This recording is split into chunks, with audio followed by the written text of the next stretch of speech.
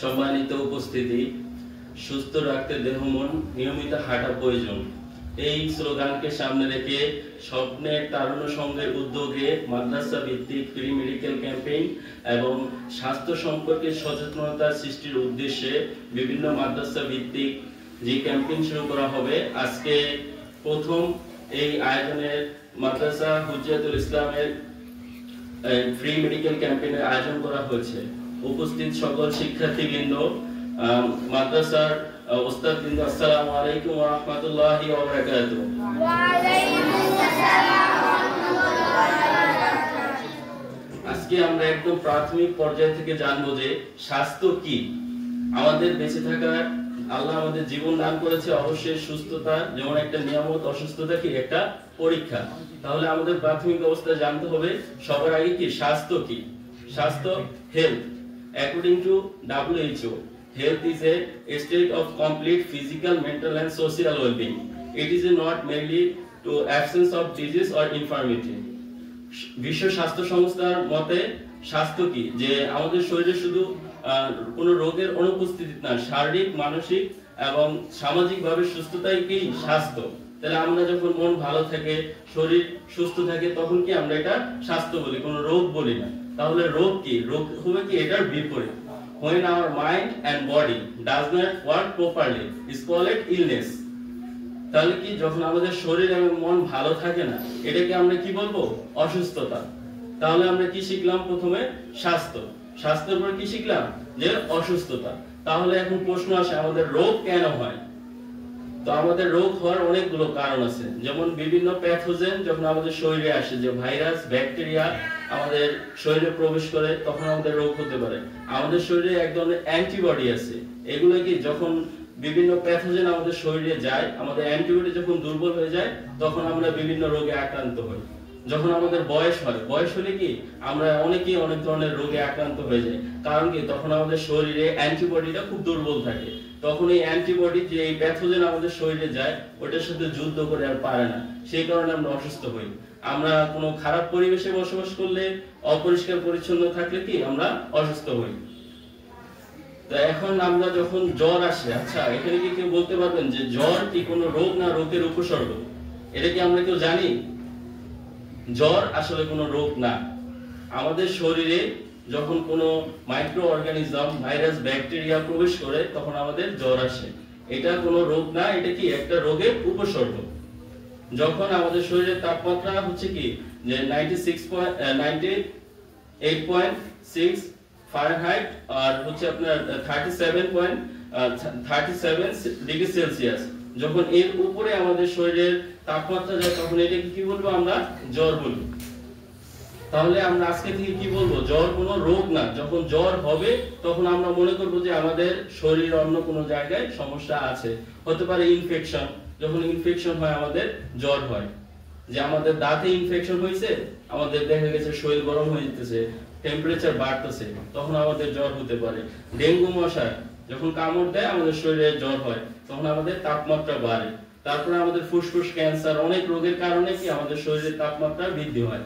তাহলে আজকে থেকে আমরা কি জানবো? জ্বর কোনো রোগ না, এটা একটা কি রোগের উপসর্গ।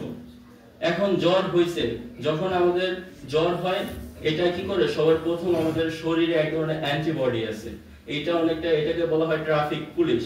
যেমন কি দুইটা রাষ্ট্র যখন যুদ্ধ হয়, দুই দেশের কি সেনাবাহিনী মারামারি করে, যে শক্তিশালী থাকে সেই কি যুদ্ধে জয় লাভ করে। তা আমাদের শরীরেও এক ধরনের সেনাবাহিনী আছে, এটাকে বলা হয় কি অ্যান্টিবডি। তো আমাদের বাহির থেকে যখন কোনো জীবাণু আমাদের শরীরে যায়, তখন কি হয়? এই জীবাণুর সাথে আমাদের শরীরের যে সেনাবাহিনী আছে ওর মারামারি হয়, তখন অটোমেটিকলি আমাদের শরীরের তাপমাত্রা বৃদ্ধি পায়, আর তখনই কি আমাদের জ্বর আসে। এখন আমার জ্বর আসলো, এখন আমার করণীয় কি? জ্বর আসার আগে, সবার আগে কি আমাদের যখন ভিতরে জ্বর 102 ডিগ্রি সেলসিয়াস হইলে, যে প্রথম 2-3 দিন জ্বর, এটা স্বাভাবিক। কিন্তু জ্বরের সাথে যদি কারো বমি হয়, বমির সাথে ব্লাড আসতে পারে, প্রস্রাবের সাথে রক্ত যেতে পারে, এটা যাওয়ালে কি এটা কি সিভিয়ার কন্ডিশন, এটা বিপজ্জনক। তখন আমরা কি অবশ্যই একজন ডাক্তারের সাথে পরামর্শ করব। কিন্তু প্রাথমিক অবস্থায় যে আমার জ্বর আসছে 2-3 দিন, যে আমার কোনো মাসেল পেন, শরীরে মাংস ব্যথা করতেছে, হাত পা চাবাইতেছে, আমার ক্ষুধা মন্দা কাজ করতেছে, তখন আমরা প্রাথমিক অবস্থায় স্বাভাবিকভাবে বাসায় সবার আগে কি করব, আমরা রেস্ট নিব। তারপরে কি ওই পানি খাবো, নিয়মিত খাবার স্বাভাবিকভাবে যেভাবে খাই ওইটাই খাবো। এখন এইদিকে আমরা সবাই কি প্যারাসিটামল খাই, এটাকে বলা হয় ওটিসি ড্রাগ। ওটিসি ড্রাগ কি, ওভার দা কাউন্টার। এটা কি, এটা খেতে হলে প্যারাসিটামল, এরকম বাংলাদেশের প্রেক্ষাপটে ওটিসি ড্রাগ আছে আপনার 39টা। এটা খেতে হলে কোনো ডাক্তারের অনুমতি বা প্রেসক্রিপশনের প্রয়োজন পড়ে না। এটাকে কি বলা হয়, ওটিসি ড্রাগ। তো প্রাথমিক অবস্থায় আমরা কি যে প্যারাসিটামল খেয়ে দেখতে পারি আমাদের জ্বর যে স্বাভাবিক হয় কিনা। প্রথম 2-3 দিন আমরা দেখবো যে স্বাভাবিক হচ্ছে না, তারপরে কি করব, আমরা স্বাভাবিকভাবে বেড রেস্ট নেব, পুষ্টিকর খাবার খাবো। যে হয়ে যাওয়ার পরে আমরা কি করব, পুষ্টিকর খাবার খেলাম, খাওয়ার পরে এখন আমাদের শরীর অনেক ক্লান্ত লাগে, জ্বর ছাড়তেছে না, তখন আমরা কি করতে পারি, কুসুম গরম পানি দিয়ে আমাদের শরীর পুরোটা পুছে দিতে পারি। তাহলে কি, যখন কুসুম গরম পানি দিয়ে শরীরটা আমরা পুছে দিব, তখন কি আমাদের শরীরের জ্বরটা একটু ছাড়বে। এখন এইটা অবশ্যই সবাই মনে রাখবেন যে যখন আমাদের জ্বর 102 ডিগ্রি সেলসিয়াস হয়ে যায়, আমরা তখন কি করব, মাস্ট বি চেষ্টা করব একটা সাপোজিটরি ব্যবহার করার জন্য। 102 ডিগ্রির উপরে গেলে আমাদের শরীরের তাপমাত্রা তখন কি নিজেদের অনেক খারাপ লাগে, বৃদ্ধি করে যায়। তখন যদি আমরা একটা আপনার ওটিসি ড্রাগ হিসেবে সাপোজিটরি ব্যবহার করতে পারি, আমাদের শরীরের টেম্পারেচার স্বাভাবিক আসতে পারে। এখন স্বাভাবিক বললাম, তারপরে কি কিছু কিছু সিমটমস আছে, যেমন ডেঙ্গু হলে আপনার চোখের পিছনের দিকে ব্যথা করে, সারা শরীর ব্যথা করবে। আর আবার ডেঙ্গুর আবার অনেকগুলো টাইপ আছে, যে বমি করছে, বমির সাথে রক্ত, এটা কি একটা খারাপ লক্ষণ। তখনই আমাদের কি করতে হবে, একজন ডাক্তারের সাথে অবশ্যই যোগাযোগ করতে হবে। তাহলে প্রথম যখন আমাদের কোনো জ্বর আসবে, জ্বর আসলে কি আমরা ভয় পাবো না, যে জ্বর কি আমাদের শরীরের জন্য উপকারী। কারণ কি, যখন জ্বর আসে তখন আমাদের শরীরের ইমিউনিটি ব্যবস্থাটা কি ভাইরাস ব্যাকটেরিয়ার সাথে যুদ্ধ করে, তখন আমাদের শরীরের রোগ প্রতিরোধ ক্ষমতা অ্যাক্টিভ হয়ে যায়, কাজ করে সবার সাথে। এখন আপনাদের এখানে আসার আজকে উদ্দেশ্য হচ্ছে কি প্রাথমিক চিকিৎসা। যে দেখা যায় আমরা সবাই দেখি যে আমার বাবা হঠাৎ ভাত খেয়েছে, বুকে হাত দিয়া পাকা করে গেল, কিন্তু তখন আমরা কি করবো, আমরা কেউ বলতে পারি না। অনেকেই দেখবেন যে আবার অনেকের ব্যথা হচ্ছে, যে এটা কি কার্ডিয়াক অ্যারেস্ট কিনা, কার্ডিয়াক পেইন কিনা বা গ্যাস্ট্রিকের ব্যথা কিনা আমরা আইডেন্টিফাই করতে পারি না। সেজন্য আমরা সবার আগে আজকে জানবো কি প্রাথমিক চিকিৎসা। কি জানবো আমরা, প্রাথমিক চিকিৎসা। প্রাথমিক চিকিৎসা কি? প্রাথমিক চিকিৎসা হচ্ছে যে আপনি কোথাও যাচ্ছেন, হঠাৎ দেখলেন কোনো দুর্ঘটনা ঘটছে, এখন কি যে ওইদিকে আশেপাশে কোনো হাসপাতাল নেই, এখন আপনি কি করবেন? এখন উনি রাস্তায় অসুস্থ হয়ে পড়েছে, ওনার তার ফালে আপনি বাসায় এসে বলবেন না, এসে বলবেন। তো যে প্রাথমিক চিকিৎসা হচ্ছে এমন দুর্ঘটনা স্থলে কোনো আহত বা অসুস্থ ব্যক্তিকে ডাক্তার আসার পূর্বে, হাসপাতালে পাঠানোর পূর্বে আমরা নিজেরা যে চিকিৎসা দিব, এটাকে কি বলা হয়, প্রাথমিক চিকিৎসা। তাহলে আমরা কি জানলাম, যে ডাক্তার আসার পূর্বে কোনো দুর্ঘটনা স্থলে আহত বা অসুস্থ ব্যক্তিকে আমরা যে চিকিৎসা দিব, এটাকে কি বলা হয়, প্রাথমিক চিকিৎসা। ইংরেজিতে এটাকে বলা হয় কি, ফার্স্ট এইড। তাহলে আমরা কি করলাম, জানলাম যে প্রাথমিক চিকিৎসা কি। এখন প্রাথমিক চিকিৎসার উদ্দেশ্য কি? যেহেতু ধরেন আপনি একটা দুর্ঘটনা স্থলে আছেন, ওইদিকে কোনো হাসপাতাল নাই, এখন কি ওনার একটু অবস্থা খারাপ, ধরেন পা ভেঙে গেছে, এখন তো ওনাকে আগে হাসপাতালে পাঠাইতে হবে। হাসপাতালে পাঠানোর আগে ওনাদের যে চিকিৎসাটা দিব আমরা, এটা হচ্ছে প্রাথমিক চিকিৎসা। এখন যে ভেঙে গেছে, এখন অনেকে দেখা যায় যে পা ভাঙা এরকম বাঁকা হয়ে ভিতরে আমাদের চামড়ার ভিতরেই আছে, বের হয় না। আবার কারো অঙ্গ ছেদ হয়ে যেতে পারে, একদম যে ভাঙা 2 টুকরা হয়ে গেছে।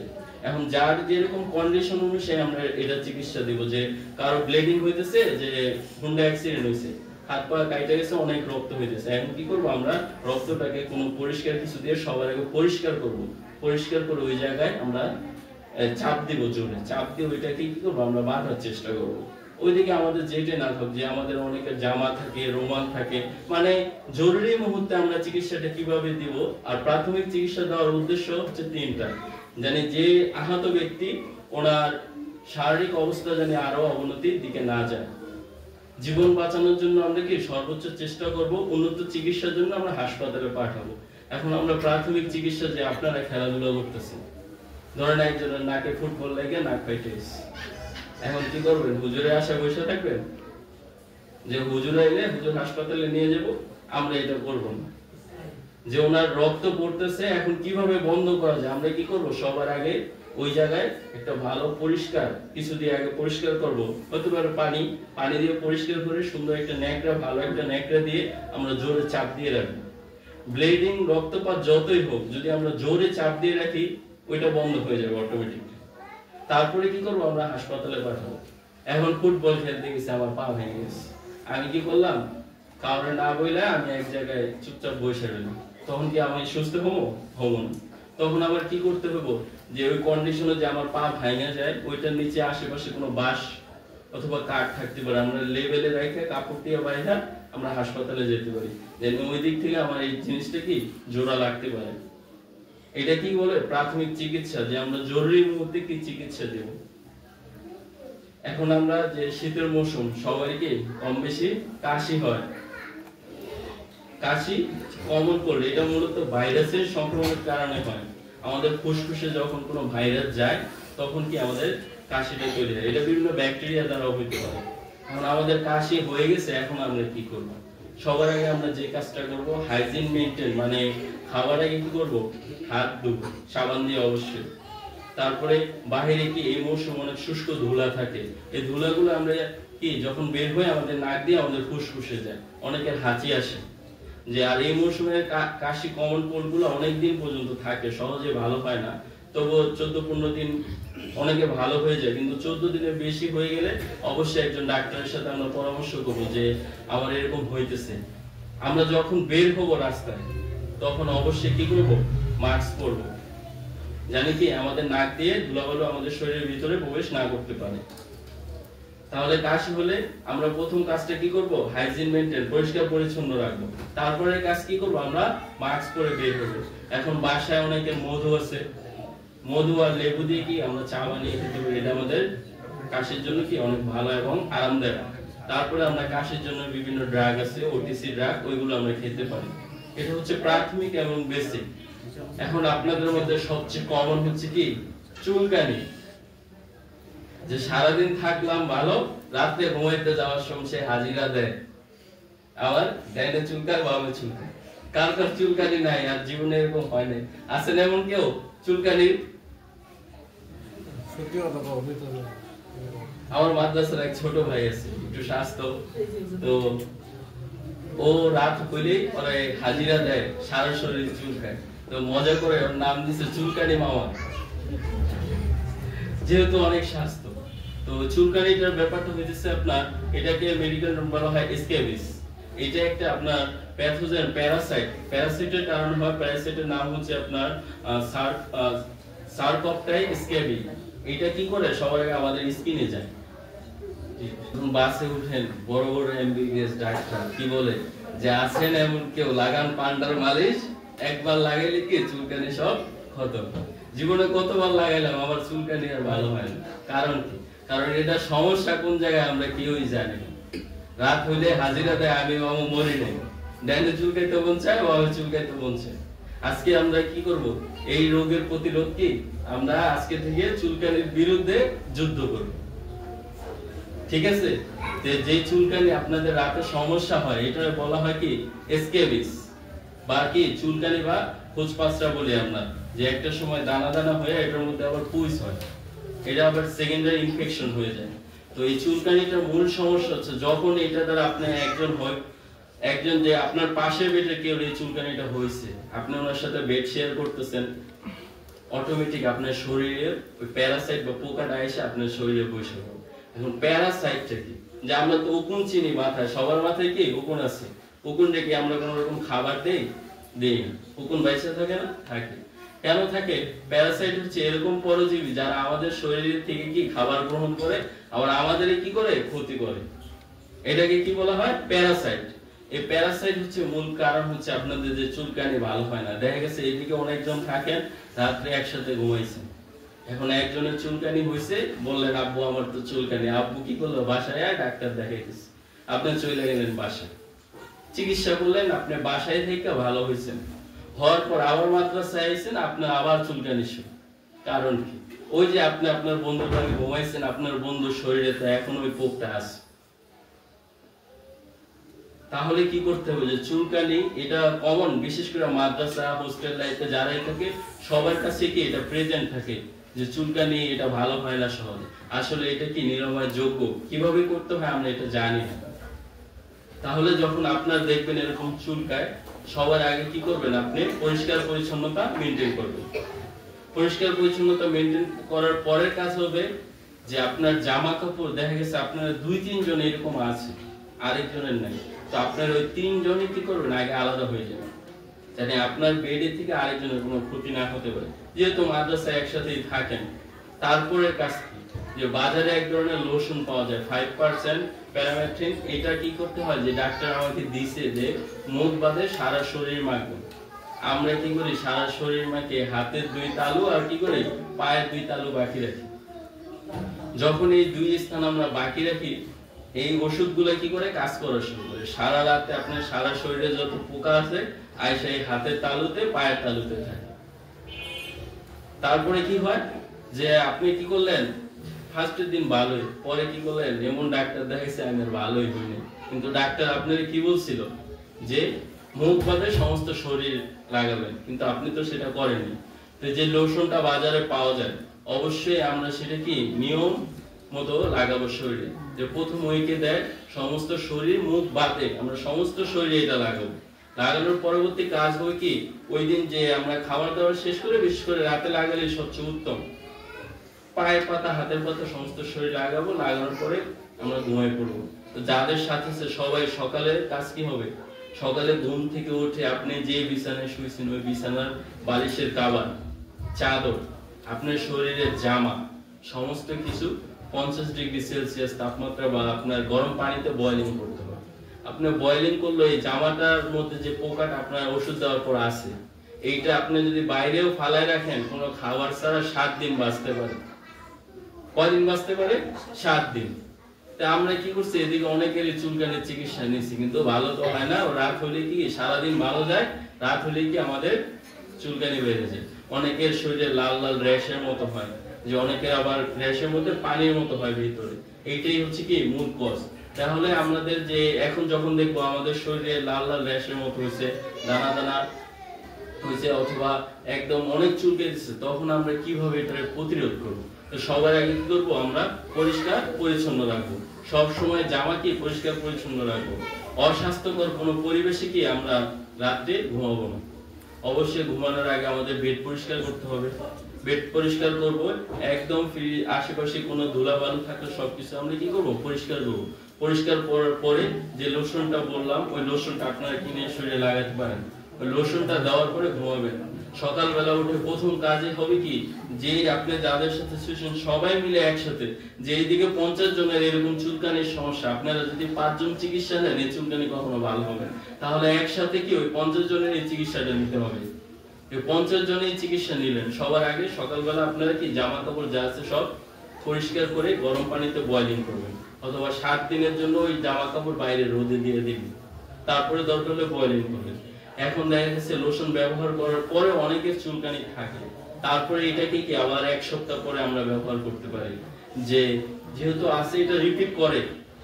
এখন 1 সপ্তাহ পর ব্যবহার করার পরে আপনার এই যে প্যারাসাইটগুলো আপনার শরীরে ছিল এগুলো মারা গেছে, মারা যাওয়ার পরেও কি এখনো চুলকায়। এটা কমপক্ষে 25 দিন থাকে অনেকের শরীরে, যে হালকা পাতলা চুলকায়। তখন আমরা অনেকেই বাজারে অ্যান্টিহিস্টামিন ড্রাগ পাওয়া যায়, যে কেউ ফেক্সো নামে চিনি, কেউ রূপা নামে চিনি, এগুলো আমরা খেতে পারি।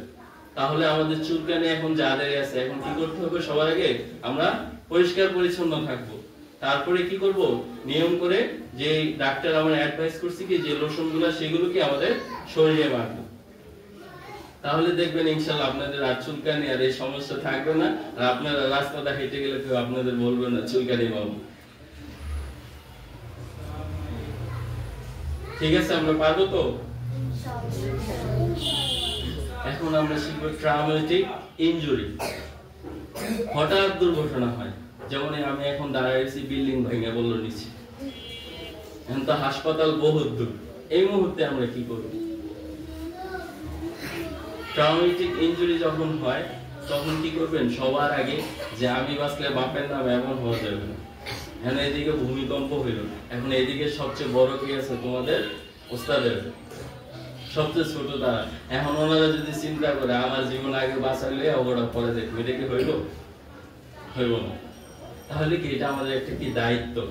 যখন ট্রমাটিক ইনজুরি, এটা কি কখনো বলে আসবে না যে এখন হইব। যে অনেকে গাছে উঠছে পেয়ারা পাড়তে, গাছের ডায়ের সাথে কি মাটিতে দাম, তারপরে সে আর উঠে দাঁড়াইতে না। এরকম ইনজুরি গুলো হলে আমাদের দেখবেন যখন হাত ভাঙে, পা ভাঙে, সবার আগে দেখবেন ওই জায়গাটা পুরো উঠলেও গরম হয়ে যায়, তারপরে কাজ কি ব্যথা করে, তারপরে উপর হচ্ছে লাল লাল একটা র্যাশের মতো হয়ে যায়। ট্রমাটিক ইনজুরি গুলো হবে সবার আগে প্রথমে আমরা চিন্তা করবো যে কোনো ইনফেকশন যেন ওইদিকে না হয়। রক্তপাত হইলে আমরা কি করব, যে কোনো কিছু দিয়ে, কাপড় হোক যেটাই পাই সামনে, চাপ দিয়ে আমরা রক্তগুলো বন্ধ করব। অনেক সময় যে আমার হাত কেটে গেছে, আমি একটু আপার হ্যান্ডে রাখলাম যে ধরে, তখন দেখবেন রক্ত বন্ধ হয়ে গেছে। আপনি যত বড় কাটাই হোক, জোরে প্রেসার ক্রিয়েট করতে হবে। আমরা ছোটবেলায় কি করতাম, কিছুর সাথে হাত কাটলে ধরে আগে কি মুখে করছি না এরকম? এখন কি বোঝার পর আর কেউ করি না। আরেকজন কইতাম কি রক্ত খায়। এই ইনজুরি গুলো সাডেনলি হয়। তো আপনি এখন আসছেন, হঠাৎ কোনো দুর্ঘটনা ঘটে গেছে, তো দুর্ঘটনাস্থলে যখন আপনি থাকবেন, সবার আগে আমাদের কি তিনটা জিনিস দেখবেন। যে এখন আমি আসছি, কি অজ্ঞান হয়ে পড়ে গেছে, এখন আমরা যেটা শুধু গুরুত্বপূর্ণ, এটাকে বলা হয় কি পালস বা নারী স্পন্দন। আগের কবিরাজরা দেখতেন না এরকম এরকম তীর্থ শরীরে ঠিকঠাক আছে কিনা, আদি আমলে, এখন আর কেউ ইউজ করে না। আমরা সবাই একটু হাতটা এরকম করি, আমরা এখন পালস শিখবো। এখন এরকম 3 আঙ্গুল দিয়ে আমাদের এই যে বৃদ্ধা আঙ্গুল দেখছেন না, এইটার বরাবর এইরকম একটু প্রেসার ক্রিয়েট করে রাখি। এরকম 3 আঙ্গুল দিয়ে এদিকে আমরা একটু প্রেসার ক্রিয়েট করি। এই আঙ্গুল বরাবর দেখেন, এই আঙ্গুল বরাবর এইদিকে এরকম একটু প্রেসার ক্রিয়েট করে রাখি। দেখেন তো কারো কিছু এদিকে কিছু ফিল করেন কিনা, কিছু লাভ আছে কিনা দেখেন তো। কার কার লাভ হইতে স্যার, কার কার লাভ হয় না? যাদের লাভ হয় না তারা তো মনে আর পাইছেন না। আপনারা কি পাইছেন? এটাকে কি বলা হয়? পালস। এটাকে কি বলা হয়? পালস। মেডিকেল টার্মে বলা হয় কি, আপনার এটা রেডিয়াল আর্টারি। দেখবেন ডাক্তারের ইমার্জেন্সি গেছেন, ডাক্তার সবার আগে কি করবো, এই হাতটা ধরে দেখবো যে এইদিকে কিছু আছে কি। মৃত মানুষের ক্ষেত্রে এটা কি বেশিরভাগ থাকেই না। এটাকে কি বলা হয়? পালস। পালস এটা কেন হয়? আমাদের শরীরে কি হার্ট আছে, আমরা তো হার্ট চিনি নাকি? শুনছি তো হার্ট। মন চিনেন? মন চিনেন আপনারা? মনটা কোথায় থাকে? এই হার্টের মধ্যেই থাকে। তা আমাদের হার্ট কি করে, আমাদের শরীরের সমগ্র শরীরে রক্ত সাপ্লাই করে। যখন আমাদের এই শরীরের ভিতরে বিভিন্ন ধরনের দেখেন অনেকই রক আছে, ভেইন, আর্টারি আছে, এগুলি দিয়ে যখন রক্ত যায় সমগ্র শরীরে, তখন কি এরকম পালসটা তৈরি হয়। এই যে আমরা যারা পাইছি দেখেন এরকম এরকম কাঁপতেছে না, এটাকে কি বলা হয়? পালস। যখন আমাদের শরীর হার্ট ব্লাড পাম্প করে, তখন কি আমরা এই পালসটা পাই। একটা মৃত মানুষের শরীরে এই পালস আপনারা কখনো পাবেন না, কারণ কি ওনার সমগ্র কার্যক্রম বন্ধ হয়ে গেছে। এখন আমরা আবার দুর্ঘটনাস্থলে ফিরে যাই, যে একজন মানুষ, আমি রাস্তায় হোক, গাড়িতে হোক, লঞ্চে হোক, দেখলাম আখের উপরে যে পড়ে গেল, আর কোনো কথা নাই, বলা নাই, কিছুই নেই। এখন আমরা কি করি, কি হয়েছে সবাই গিয়া চারপাশ দিয়ে একটা ব্যারিকেড করি। এইটা আমরা কখনো করবো না, কারণ এটা করার কারণে উনি যদি কার্ডিয়াক অ্যারেস্ট হয়, যখন কার্ডিয়াক অ্যারেস্টটাকে আমরা আগে জানি যে আমাদের শরীর যখন সমগ্র হার্ট, আমাদের সমগ্র শরীরে রক্ত চলাচল বন্ধ হয়ে যায় কোনো কারণে, তখন এটাকে কি বলা হয়? Cardiac arrest. দেখবেন অনেকে ভাত খেতেছে, মনে হইলো কি এরকম করে ধরলো, ভাব করে গেল, আর কোনো সাউন্ড নাই, রেসপন্স নেই। 5 মিনিট 10 মিনিট পর মনে হচ্ছেন উনি শুনছেন যে মারা গেছে, অথচ আপনার সামনে হয়েছে, কিন্তু তখন ওই মুহূর্তে কি করতে হবে আমরা কেউই জানি না। কারণ যখন আমি জানতাম, তখন কি অবশ্যই ওনার লাইফ সেভিং এর জন্য আমরা সবাই কি করতাম, যে জানি চেষ্টা করতাম। এখন যদি আমাদের সামনে এরকম কিছু হয়, যে হঠাৎ কেউ আসলো, দেখলাম ভাত খেতেছে গাড়ির মধ্যে, অথবা আপনাদের মাদ্রাসার একজন স্টুডেন্টই ধরেন অনেক চিন্তা করতেছে, কিছু না বলে অজ্ঞান হয়ে পড়ে গেল, সবার আগে ওনার সামনে যাবে, যাওয়ার পরে আগে কি করবেন, এরকম হাতটা ধরে একটু বাঁকা করে দেখবেন যে ওনার পালসটা আছে কিনা। তো পালস কিভাবে দেখতে হয় আমরা তো শিখছি নাকি?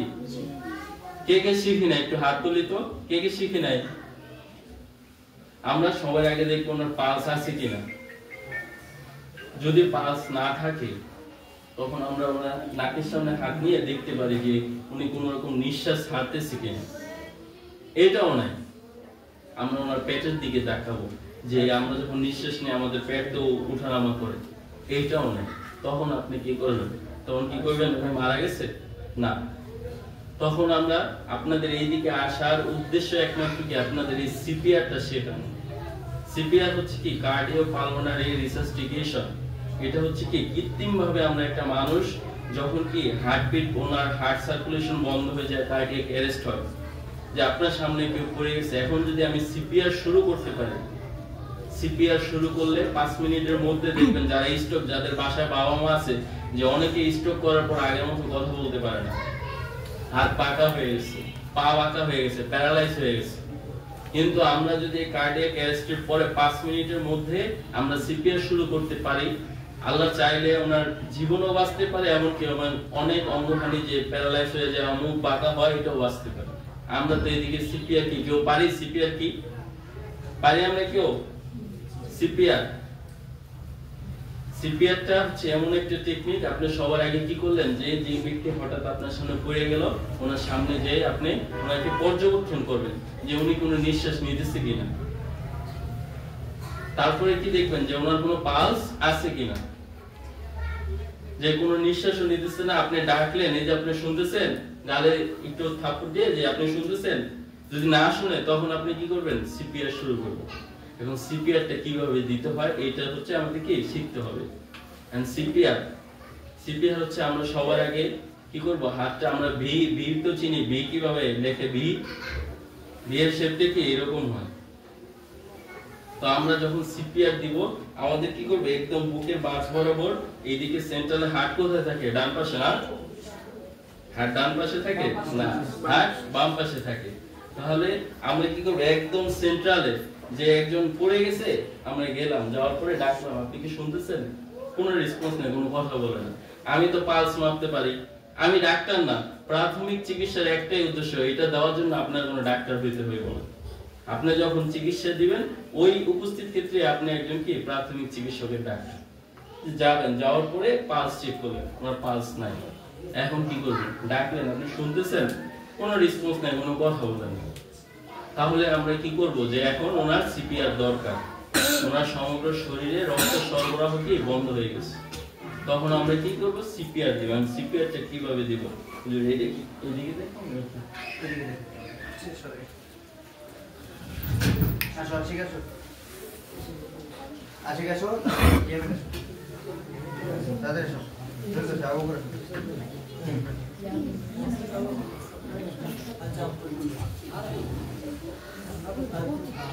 এটা মোস্ট ইম্পর্টেন্ট, সবাই শিখে রাখবেন। কারণ আমার বাসায় আমার বাবার এরকম হইতে পারে, আমার মার এরকম হইতে পারে, তখন কি আমি কান্না করবো? আমার বড় ভাই আসলে আমি ডাক্তারখানায় নিয়ে যাবো?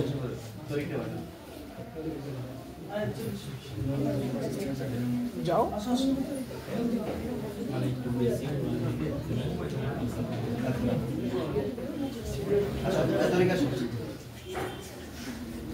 ভাই, লজ্জা পাওয়ার কিছু নাই। লজ্জা পেলে আপনাদের আমার থেকে কি আপনাদের ওস্তাদ অনেক জ্ঞানী গুণ্য মানুষ, তাদের সামনে কথা বলতেছি, এটা আমার জন্য কি লজ্জা। এখন আমরা সিপিআর শিখবো, পালস তো আবার শিখছি।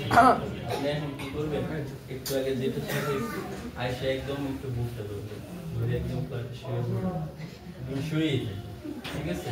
তারপরে আমরা সিপিআর শিখবো, ওইদিকে যান, বুকটা ধরে একদম ফ্ল্যাটে শুয়ে পড়বো।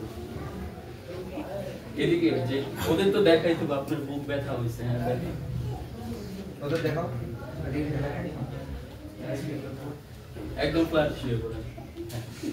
অনেকেই অজ্ঞান হয়ে গেছে, এখন কি সবার আগে সামনে গেছে হতে পারে এটা কি একটা মাদ্রাসার স্টুডেন্ট এরকম পড়ে গেছে, আমার ওস্তাদরে ডাক দিছে, আর ওস্তাদ কি করতেছে ডাক্তারের ফোন দিয়ে, কারণ আমরা কি এটা কেউ জানি না। ততক্ষণে কি উনি বাঁচবো? আল্লাহ না চাইলে অত 5 মিনিটের মধ্যে আমরা সিপিআর শুরু না করতে পারলেই শেষ। এখন শুয়ে গেছে, আমরা কি করব? যে উনি শুয়ে পড়ছে সাডেনলি, এখন আমরা সবার আগে ওনার কাছে যাবো, যে কি করবো যে আপনি কি শুনতেছেন, ওনার কোনো রেসপন্স নাই। তারপরে কি করব, আমরা দেখবো যে পালস মাপা তো শিখছি, এই হাতটা একটু বাঁকা করে এইদিকে যে পালস দেখবো যে ওনার কোনো পালস আছে কিনা, ওনার পালস না। এখন আমি কি করবো, হয়ে গেছে না। যখন দেখবো আমরা কিছুই নাই, এই কন্ডিশনে আমাদের কি করতে হবে, সিপিআর। সিপিআরটা কি, আপনি যখন সিপিআরটা শুরু করবেন অটোমেটিক্যালি ওনার হার্টের যে ফাংশনটা বন্ধ হয়ে গেছে, শ্বাস প্রশ্বাসের সার্কুলেশন বন্ধ হয়ে গেছে, এটা কি হবে অটোমেটিক্যালি আপনি চেষ্টা করলে আবার ব্যাক ফিরে আসতে হবে। আমি সিপিআরটা কিভাবে দেব, সবার আগে আমাদের হাত কি করতে হবে, ভি শেপে এরকম, যে একদম সবাই করি যে এরকম করলে কি হয়, আমাদের মাঝে ভি একটা শেপ হয়েছে না, ভি কি এরকম থাকে না, আমরা এক হাত এরকম দিয়ে আমরা এই যে এরকম শক্ত করলাম, কি করলাম, এক হাত এই যে এরকম ফ্ল্যাটে এক হাত রাখবো, আরেক হাত দিয়ে কি এই যে এরকম, ঠিক আছে। এটা কি করলাম আমরা, সিপিআর দেওয়ার বেসিক।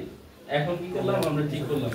এখন আমরা যখন সিপিআর দিব, প্রেস করব, তখন এই হাত এই কোণ আমরা ভাঙবো না, এটা একদম ভি শেপেই আমরা কি করব, ওনার বুকের মধ্যে 2 থেকে 2.5 ইঞ্চি যে 30 বার প্রেস করব।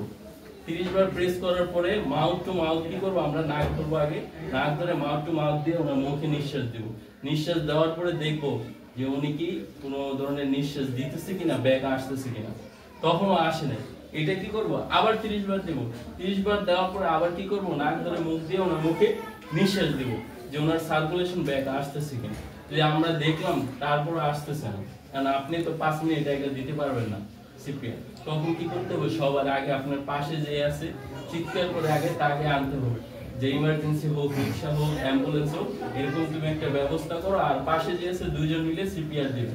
কারণ একজন পারে না, একজন পারে না, তখন কি করবে, তখন একজনকে বলবেন যে আমি কিভাবে দিতেছি তুমি এটা দেখো, আমি হরান হয়ে গেলে কি করবা, এই প্রসিডিউর তুমিও চালু করবে। এখন আমরা কি করব, সিপিআর দেব, কারণ কি ওনার কোনো পালসও পাই না, আমরা অনেকক্ষণ ডাকছি, উনি কি কোনো রেসপন্স করতেছে না। কিন্তু যে আমি ডাকলাম, উনি একটু মুখ লাড়াইলো, কথা বললো, ওই পরিস্থিতিতে কি সিপিআর দেওয়া যাবে না, কারণ উনি বাইচে আছে, ওনার জ্ঞান আছে। যখন একদম অজ্ঞান হয়ে গেছে, কোনো পালস নাই, বিট নাই, তখন আমরা কি করব, সিপিআর দেব। এখন সিপিআর দেওয়ার সময় আমরা কি করব, ধরা তো শিখছি কিভাবে, এইরকম ধরলাম, ধরার পরে এখন সিপিআর দিব কি, আমাদের শরীরের একদম এই যে আপনাদের রিবস গুলো আছে এইদিকে, আমাদের তো হার্ট এইদিকেই থাকে, এই রিবস এর মাঝখানে যে রিবস গুলো জয়েন্ট হয়েছে, এটাকে আপনাদের বলা হয় কি, বডি অফ স্টার্নাম। এটাকে কি বলা হয়, বডি অফ স্টার্নাম। এই স্টার্নামে আমরা কি করব, প্রেস করব। কয়বার প্রেস করব, 30 বার। মিনিটে 100 থেকে 120 বার হয়, তাহলে আমরা কি করব, আগে 30 বার দিব। 30 বার দেওয়ার পরে সবার আগে কি করব, 30 বার দিলাম, দেওয়ার পরে ওনার মুখে কি করব, আমরা হাতের থুতনির নিচে হাত দিয়ে আগে এরকম করব, যে আমরা যখন শুয়ে পড়ি এরকম মুখ লেগে থাকলে আমাদের দম ছাড়তে কষ্ট হয় না, দম ছাড়তে তো কষ্ট হয়। এটা সহজ মনে রাখবেন কি, এ বি সি দিয়ে। এতে হচ্ছে এয়ারওয়ে, বি তে হচ্ছে কি ব্রেথিং, ব্রেথিং কি শ্বাস প্রশ্বাস নেওয়া, সি তে হচ্ছে সার্কুলেশন। এখন আমরা কি করলাম, আমরা পালস চেক করলাম, ওনার কোনো রেসপন্স নাই। এখন আমরা কি করব, সিপিআর দিব। সিপিআর কিভাবে দেব, আমরা গেলাম, যাওয়ার পরে যে ওনার কি এরকম থুতনির নিচে হাত দিয়ে যে এরকম করলাম, যে উনি কোনো শ্বাস নিতেছে কিনা দেখলাম, নেয় না। এখন কি করব, এখন তো আমি কান্না করলে কি ওনারই আরো ক্ষতি করবো, তো একজনকে সাহায্যের জন্য বলবো যে তুমি হাসপাতালের ব্যবস্থা, যাওয়ার ব্যবস্থা করো, রিক্সা অনেক কিছু, তারপর আমরা বসে পড়বো। বসে পড়ে এরকম হাত তো বাঁধা শিখছি, এই কি করবো, আমরা এইদিকে রেখে, যে এই যে আপনার এইদিকে দেখবেন আমাদের একদম খাঁচাই বলি সহজ বাংলায়, এদিকে নিচের অংশ আমরা স্টার্নামের দিকে কি করবো, আমরা সিপিআর শুরু করবো, যে এরকম 30 বার দিলাম। 30 বার দেওয়ার পরে তখন কি করতে হবে, দয়া মায়া করে লাভ নেই, যে জোরে দিলে আবার ব্যথা পাই কিনা, যে আমার তো বন্ধু আর আমি জোরে চাপ দিতে পারবো না, এরকম চিন্তা করবো না কেউ। এই সিপিআর দিব, দেওয়ার পরে আমরা কি করব, মুখ ধরে নাক বন্ধ করবো, নাক বন্ধ করে আমাদের মুখ দিয়ে করবো, ওনার মুখে একটা ফু দিব নিঃশ্বাস নিয়ে। তারপরে দেখবো যে ওনার কোনো রেসপন্স আছে কিনা, উনি লাড়াচাড়া করতেছে কিনা, উনি কথা বলে কিনা। যতক্ষণ পর্যন্ত যে দেখা গেছে কি আমরা দিলাম, দেওয়ার পরে অনেকেই জ্ঞান ফিরে আসে, তখন কি আমরা এটা বন্ধ রাখবো। কিন্তু আমরা দিতেছি কোনো কাজে হইতেছে, তখন আর আপনি হিসাব করতে হবে না যে উনি বাইসেছে না মরেছে, এটা হিসাব করবেন। যতক্ষণ পর্যন্ত আমরা হাসপাতালে না নিচ্ছি, যে কোনো অক্সিজেনের ব্যবস্থা না করছি, তখন কি ততক্ষণ পর্যন্ত আমরা এই পদ্ধতি কি করব, চালাতে থাকবো। এটাকে কি বলা হয়, সিপিআর। তো আজকে থেকে আমাদের পরিবারের কোনো বাবা মা যেই হোক যদি এরকম হয়ে যায়, আমরা আগে ডাকবো, আম্মা তুমি কি শুনতেছো, আব্বা তুমি কি শুনতেছো। যদি দেখি এরকম হইতেছে না, তখন কি করব, একজনকে বলবো যে আন্টি আপনি একটু ব্যবস্থা করুন। তো আপনি কি বসে কান্না করবেন না, তাহলে সবার আগে আপনি পালস চেক করবেন, ডাকবেন। তারপরে যদি না দেখে, তা আমরা কয়বার দিব, 30 বার। তারপরে কি করব, যে 2 বার মুখ দিয়ে ফু দিব। এই প্রসিডিউর কি করবেন, আপনি চালাতে থাকবেন। এখন দেখা গেছে কি অনেকক্ষণ 2-3 মিনিট দেওয়ার পরে আপনার জ্ঞান একটু ফিরছে। এখন আপনি কি করবেন, এখন আপনি রাস্তায় আছেন, বিশেষ করে গ্রামের সমস্যাটা হয়। এখন আমরা কি একটা পজিশনে রাখবো ওনারে, এটাকে বলা হয় রিকভারি পজিশন। কি পজিশন, রিকভারি মানে পুনরুদ্ধার করার পরে যে পজিশনটা রাখবেন। যে উনি তো এখন শুয়ে গেছে, এখন আমরা কি করব, ওনার হাতটা সবার আগে একটু টানবো ফ্ল্যাট, ঠিক আছে। দেখেন টানার পর বিপরীত দিকে ওনার যে হাতটা আছে, বিপরীত দিকে ওনার যে হাত, আমরা কি করব, এটা নিয়ে ওনার এই গালের দিকে মিশাবো, ঠিক আছে। মিশাইলাম যে আমি সিপিআর দেওয়ার পরে ওনার একটু জ্ঞান ফিরছে। এখন কি করবো, এই হাতটা একটু, এই পাটা ফ্ল্যাটে নিব, ঠিক আছে। ফ্ল্যাটে নেওয়ার পরে এখন এই পা করে আমরা সম্পূর্ণ এইরকম পজিশনে রেখে দেবো পেশেন্টকে 2 ঘন্টা পর্যন্ত। যদি অনেকে গ্রাম অঞ্চলে, তো যেমন এইদিকে আপনার মিটপুর যেতে 5 থেকে 10 মিনিট, গ্রাম অঞ্চলে হাসপাতালগুলো অনেক দূরে থাকে, ততক্ষণে রাস্তায় যেতে তো অনেক সময় লাগতে পারে। আমরা সিপিআর দিলাম, ওনার জ্ঞান একটু ফিরলো, এরকম পজিশনে রাখবো। 2 ঘন্টা পরে একইভাবে বিপরীত দিকে কি করব, আমরা এই পজিশনে রাখবো, ঠিক আছে। এখন থেকে কি আমাদের সামনে যদি কেউ অজ্ঞান হয়ে পড়ে যায়, আমরা ভয় পাবো, আমরা কি ভয় পাবো নাকি বসে বসে কান্না করব? তাহলে আমরা সবার আগে কি করব, সিপিআর দিব। এবং সিপিআর দেওয়ার আগে কি শিখতে হবে, আমাদের পালস। আমাদের কি শিখতে হবে, পালস। আপনার যদি কিছু নাও জানা থাকে, পালস কি, সিপিআর কি, আপনার কিছু জানার দরকার নেই। কিভাবে করতে হয়, যে এদিকে কিছু লাল ছাড়া করে কিনা অথবা কোনো বিষ হয় কিনা, এটা তো বুঝতে পারবেন, এটা দেখবেন যে নাই। এখন ডাকবেন, তারপরে কি ওনার কোনো শব্দ নেই, আপনি সিপিআর শুরু করে দিবেন। তার অপেক্ষায় আর থাকার দরকার নেই। এখন তো আপনারা ছোট, আবার অনেকে বড়, অনেকের জীবনে এরকম মুহূর্তের সাক্ষী যে আমি সিপিআর জানি না, আমার সামনে আমার বাবা এরকম হয়ে গেল, হাসপাতালে নিতে নিতে আমার বাবা মারা গেছে। কিন্তু ওই কন্ডিশনে যদি আমরা একটু জানা থাকতো আমাদের, তাহলে কি এটা আমাদের সবার জন্য কি হতো, অনেক উপকার। তাহলে এখন থেকে আমাদের সামনে কেউ যদি পড়ে যায়, আমরা কি ভয় পাবো? তখন আমরা কি শুরু করব, সিপিআর দেওয়ার আগে কি কি দেখতে হবে আমাদের, পালস, তারপরে শ্বাস প্রশ্বাস, তারপরে দেখবো শ্বাস প্রশ্বাস নিতেছে কিনা। আরেকটা জিনিস দেখবেন, এখন তো আপনারা কেউ মারা যান না, যখন শোনে একটা কাগজ নিয়ে বন্ধুর পেটের উপরে ছেড়ে দিবেন, তখন দেখবেন যে কাগজটা এরকম ঘুরতেছে, কারণ কি ওনার নিঃশ্বাস এখনো চালু আছে। যার নিঃশ্বাস শ্বাস প্রশ্বাস না নেয়, ওনার উপর রাখলে দেখবেন এরকম প্লান্টি আছে। কিন্তু যখন দেখবেন আপনার বন্ধু আজকে যাওয়ার পরে আপনাদের ট্রাই করে দেখেন যে এরকম রাখলেন, যে আপনার বন্ধুর নিঃশ্বাস নিতেছে ছাড়তেছে, অটোমেটিকলি এরকম নদীর পানির মতো দুলতেছে। কারণ কি আমরা যখন শ্বাস প্রশ্বাস নেই, আমরা যে বাকি হয় এরকম হয়, আবার কি ছাড়ে। তাহলে আজকে থেকে আমাদের বন্ধু হোক, তার আপনারা এদিকে অনেকেই রাতে থাকেন, একসাথে ঘুমান, হঠাৎ কারো খারাপ লাগতেই পারে, যে কার্ডিয়াক অ্যারেস্ট হয়েছে, বন্ধু হয়েছে, আপনার হুজুরের ডাক দিতে সময় লাগতে পারে। ওনার ঘুমের থেকে উঠলে তো আর আমাদের ব্রেন সেট আপ করতে একটু সময় লাগে, যে মুখ দিয়ে করবে। এখন সবাই আসবে যে আপনার বন্ধু এরকম অজ্ঞান হয়ে পড়ে গেছে, আপনারা সবাই চারদিকে গোল করে থাকবেন। কি করবেন, আগে তার অক্সিজেন সরবরাহের ব্যবস্থা করতে, আশেপাশ থেকে সবাইকে সরাই দিবেন। যে কয়জন সিপিআর দিতে জানেন সবাইকে কি করবেন, ওই সামনে আনবেন, যে তুমি শুরু করো, আমরা সিপিআরটা শুরু করব। আপনাদের এই দিকে আসার মূল উদ্দেশ্য কি, আপনাদের এই সিপিআরটা শেখানো। তাহলে আমরা কি করব, 30 বার প্রেস করব। প্রেস করার পরে কি করব, আমরা 2 বার মুখ দিয়ে চাপ দেব। এখন প্রশ্ন হয়ে যাচ্ছে যে একটা বাচ্চা ধরেন 2 বছর, ওনার বুকে যদি আপনি চাপ দেন, উনি কি বাচ্চা থাকবে? কারণ কি আপনার হাতের যে শক্তি আর ওনার হাতের শক্তি সমান হবে না। হাতে যদি পিঁপড়ার উপর পাড়া দেয়, পিঁপড়ার কোনো অবস্থা ঠিক থাকবো, খুঁজেই পাবো না।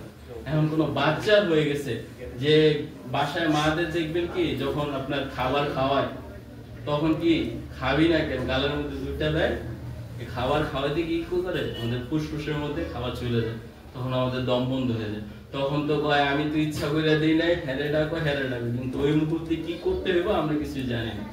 এখন যদি দেখেন এরকম খাবার আটকে কি হয়েছে যে দম বন্ধ হয়ে গেছে, তখন আপনি কি করবেন, সিপিআর শুরু করবেন। এখন বাচ্চারা সিপিআর কিভাবে দেবে? বাচ্চারা আমাদের যে হাতে একটু শক্তি বেশি, ওই হাত দিয়ে আমরা বুকের মধ্যে কি আস্তে আস্তে ধীরে ধীরে প্রেস করতে পারি। এটা 15 বার দেওয়ার পরে 2 বার আমরা কি মাউথ টু মাউথ দিয়ে ব্রেথিং দিতে পারি। তাহলে এটা কাদের ক্ষেত্রে? বাচ্চাদের ক্ষেত্রে। আর যারা অ্যাডাল্ট এরকম বয়স্ক তাদের ক্ষেত্রে কি করব আমরা 30 বার কি করব, চাপ দেব হাত দিয়ে। তারপরে আমরা 2 বার দিয়ে মুখ টু মুখ দিয়ে কি করব, আমরা ফুল দেওয়ার চেষ্টা করব। তারপর দিয়ে আমরা আবার দেখবো যে আমাদের একটু পালস আসলো কিনা, আমি আবার নিঃশ্বাস ছাড়তেছি কিনা। যতক্ষণ পর্যন্ত আমার জ্ঞান না ফিরতেছে, আপনি যতক্ষণ পর্যন্ত আমাদের হাসপাতালে না নিয়ে যাইতেছেন, ততক্ষণ পর্যন্ত কি করবেন, এই সিপিআর প্রসিডিউর বা পদ্ধতি আপনারা কি করবেন, চালাইতে থাকবেন। এখন যে আমরা অনেকেরই হয়, বাংলা ভাষায় আমরা গ্রামের ভাষায় বলি যে বান খাইছে, গলার মধ্যে পানি খেতে গিয়া বা ভাত খেতে গিয়া বান খাইছে। যে যখন আমাদের গলার মধ্যে কি, আমাদের সামনে হচ্ছে ফুসফুসের নালী, আর পিছনে হচ্ছে কি খাদ্য নালী। আমাদের এই দিকে ধরেন একটাই দারোয়ান আছে, যখন আমরা নিঃশ্বাস নেই অটোমেটিক এই দারোয়ান কি করে আমাদের খাদ্য নালীর দরজা বন্ধ করে দেয়। ওই দারোয়ানই আবার কি করে, যখন আমরা খাবার খাবো ফুসফুসের দরজা বন্ধ করে দেয়, জানি আমাদের খাবারগুলো মুখে যায়, পেটে যাইতে পারে। কিন্তু আমরা যখন খাই, যে অনেকেই দেখা যায় তাড়াতাড়ি খেতে যেতেছি, কোনো তাড়া আছে, খাই থেকে কি করলাম, দারোয়ান তো ক্লান্ত হয়ে গেছে, দারোয়ান ধরেন ঘুমিয়ে গেছে, এখন কি দোনো গেটের দরজা একটু খোলা, চোর তো অবশ্যই ঢুকবে। কারণ আপনার খাবার তো যেতে হবে কোন জায়গায়, খাদ্য নালীতে, কিন্তু আপনার ফুসফুসের খাবার হচ্ছে আপনার কি বাতাস, আর খাদ্য নালীর খাবার হচ্ছে আমরা সারাদিনে যেটা খাই। এখন যার বাতাস প্রয়োজন, হেরে যদি আমি কি করি খাবার দিই, হ্যাঁ তো এটা লাগবো না, হে কি করবো, আমার তো এটা দরকার নাই, তুই যা। তখনই কি হয়, আমাদের গলায় এরকম আটকে যায়, আমরা কথা বলতে পারি না, অনেকের কাশি হয়। তখন সবচেয়ে মেইন সমস্যা হচ্ছে কি আপনার, যে অক্সিজেন সরবরাহটা বন্ধ হয়ে যায়, আমাদের শরীর দেখবেন অনেক কালো হয়ে যায়। এটাকে মেডিকেল টার্মে বলা হয় সাইনোসিস, যে অক্সিজেন সরবরাহ বন্ধ হয়ে যায়। কারণ এই অবস্থায় যে আমি জিজ্ঞেস করলাম যে তোমার কি কোনো সমস্যা, ওনার তো ফুসফুস আটকে গেছে, এখন তো কোনো কথা বলতে পারবো না, দেখবেন চোখ মুখ লাল হয়ে ওনার শরীর কালো হয়ে যেতেছে। এখন ওই পদ্ধতিতে উনি তো কথাই বলতে পারতেছেন, কি সমস্যা, কিন্তু উপস্থিত ক্ষেত্রে দেখলেন ওনার হাতে খাবার, পানি আছে অথবা খাদ্য আছে, তখন আপনি কি করবেন, তখন আপনি এটাকে আপনার শ্বাস প্রশ্বাস নালীতে আটকে গেলে আপনার তখন সিপিআর তো আমরা শিখছি, এখন কি উনি তো বাইচে আছে, মুভমেন্ট করতেছে, ওনার পালস আছে, কিন্তু ওনার খাদ্য নালীতে খাবার আটকে গেছে। এখন আমরা ওনার এই ফুসফুসের খাবার আটকে গেলে এখন আমরা কিভাবে এটাকে, যে খাবার আটকে গেছে খাবারটা কিভাবে বের করবো, একদম সামনে আসুন। আমরা আবার কি করব, যে আছে ওনাকে জিজ্ঞেস করলাম, উনি কথা বলতে পারেন না, ওনার গলায় খাবার রেখে এরকম ধরে রেখেছি, আপনি ওনার সামনে খাবার দেখলেন, এরকম আপনার সামনে দাঁড়াইলো, আপনি ওনার পিছনে যাবেন সবার আগে, ওনারা বলবেন একটু কায় থেকে এরকম হেরান হওয়ার পর আবার কি করবেন, হাত এইভাবে এবার মুষ্টি করবেন, আপনি যে হাতে সবচেয়ে শক্তি বেশি, এরকম মুষ্টি করে কি করবেন, যে ধরলেন এরকম ধরে ওনারা একটু বাঁকা করবেন, একদম আমাদের এইদিকে তো আমরা খাঁচা বলি, আমাদের ফুসফুস এইদিকে দুইটা, এই খাঁচার নিচে আমরা কি করবো, হাত দিব এরকম, হাত দিয়ে ধরে কি করবো 5 বার এরকম সুইং করবো, এরকম যে আমরা চামচ দিয়ে যখন কিছু উঠাই, দই উঠাই, এরকম করে উঠাই না, নাহলে তো বেশি ওঠে না। তো ওনার ফুসফুসে আটকে গেছে খাবার, এখন আমরা কি করবো, এরকম ধরে এরকম কি করবো 5 বার এরকম করে ঝাঁটা দিব, যেন ওনার ফুসফুসে গিয়ে একটা ধাক্কা খায়, ভাইব্রেট হলে অটোমেটিক দেখবেন খাবার বের হয়ে গেছে মুখ দিয়ে।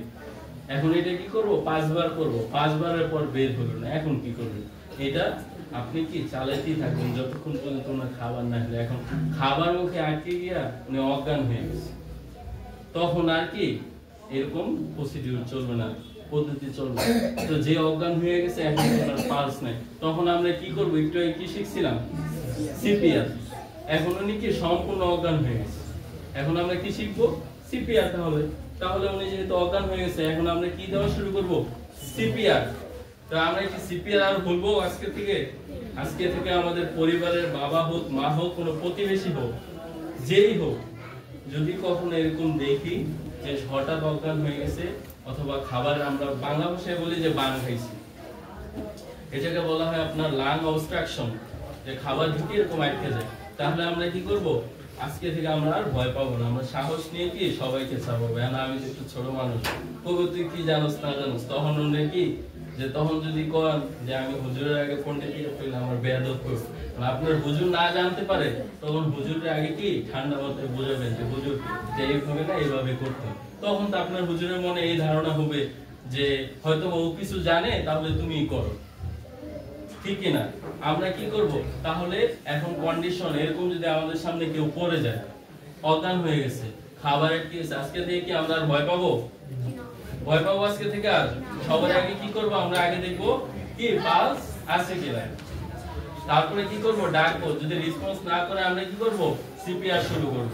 আর যখন খাবার আটকে যাবে যে কিভাবে করতে হয় আমরা শিখছি তো? শিখছি? কে কে শিখেন নাই? বুঝলেন? আপনারা দেখেন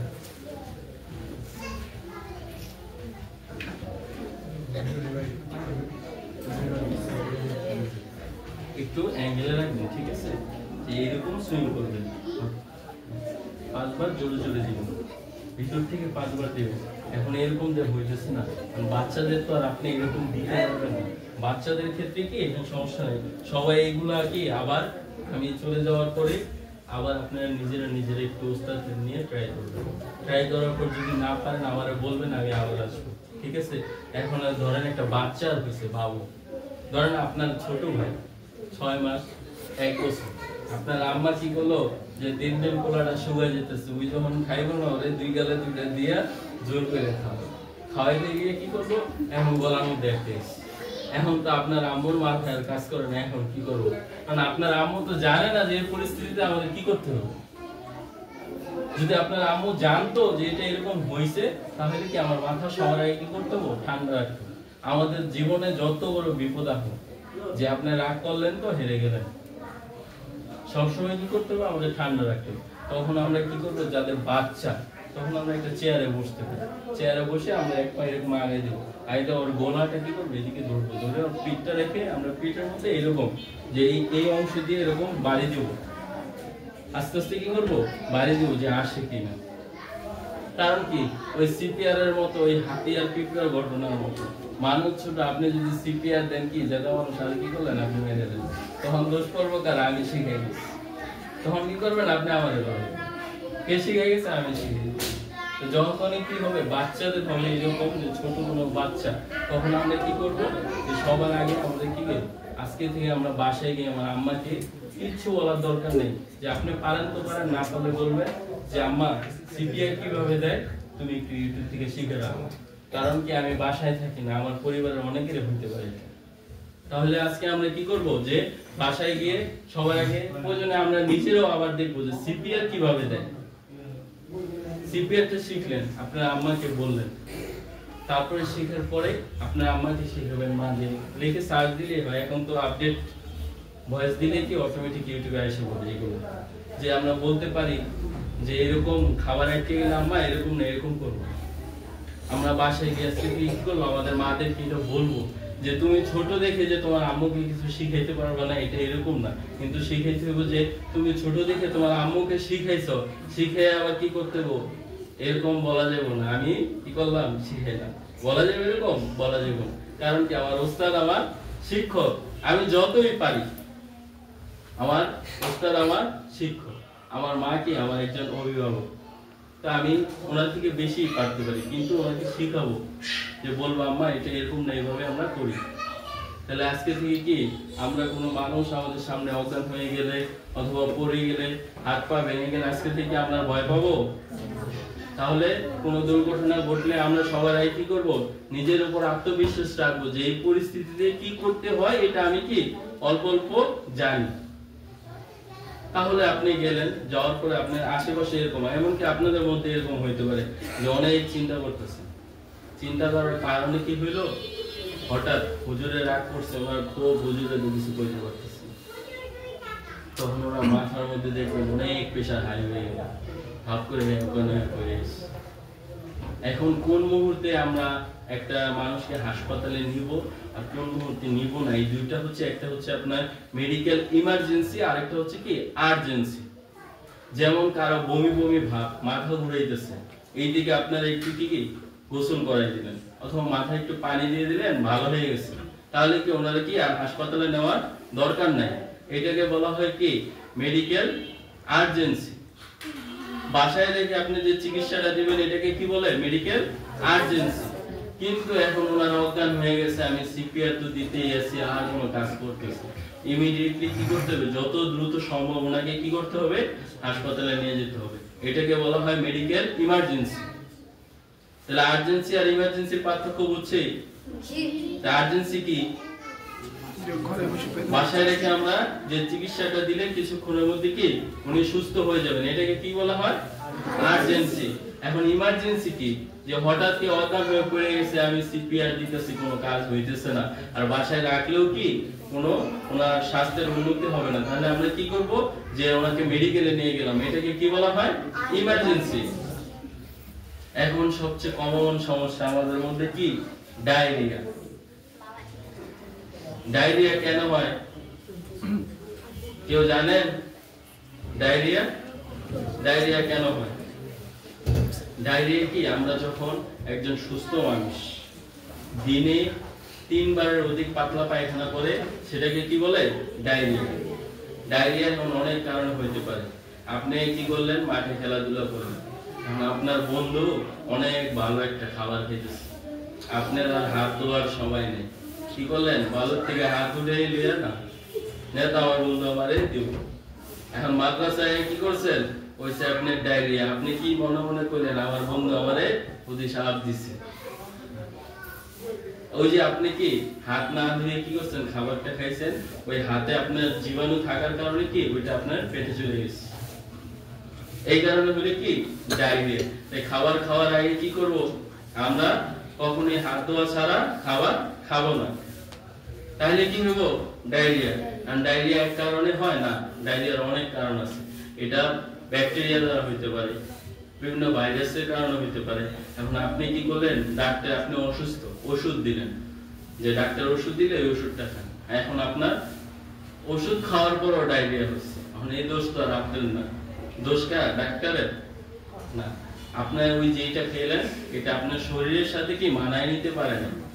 আপনি মনের বিরুদ্ধে গিয়ে যখন কোনো খাবার খাইলেন যে আপনার ভালো লাগে না, আপনার মা বাবা জোর করে খাওয়াবে, দেখবেন আপনি খাওয়ার পরে শরীরে কেমন একটা বাজে অনুভূতি হয়, কারণ এটা তো আমি খাইতে চাই না। হুজুরের সামনে বসছি, ধরেন আমি পাঙ্গাস মাছ খাই না, হুজুরের নাও করতে পারতেছি না, হুজুরে আমার অনেক ভালোবাসা, কি করলেন, জোর করে খাইলেন, খাওয়ার পরে দেখবেন অনেকের এই সমস্যাটা হয়, তখন আমাদের মাথায় একটা ইগো কাজ করে, আমাদের শরীরের সাথে সেটা মানায় নিতে পারে না। এখন ডায়রিয়া হয়ে গেছে, আপনি কি করলেন, যে আমার তো ডায়রিয়া হয়েছে, শরমের ব্যাপার, কারোর কিছু বলা যাবে না। আপনি কি করলেন, টয়লেটে 3 বার 4 বার 5 বার গেলেন, কাউরে বললেন না, হাফ করে কি করলেন, পড়তে এসে শুয়ে বললেন অজ্ঞান। যখন ডায়রিয়াটা হয় সবার আগে আমাদের মনে রাখতে হবে যত পরিমাণে আপনার কি পানি খাওয়া যায়, কারণ আমাদের শরীরে তখন ডিহাইড্রেশন হয়ে যায়। দেখবেন আপনার ডায়রিয়া হইলে আপনি কথা বলতে পারতেছেন, আপনার মুখ শুকায় যায়। আমাদের মুখে এখন সবারই লালা আছে, লালা তো চিনি লোল বলি, লোল। এটা যখন থাকে কি আমাদের জিহ্বা ফ্রিলি মুভমেন্ট করতে পারি আমরা ডানে বামে।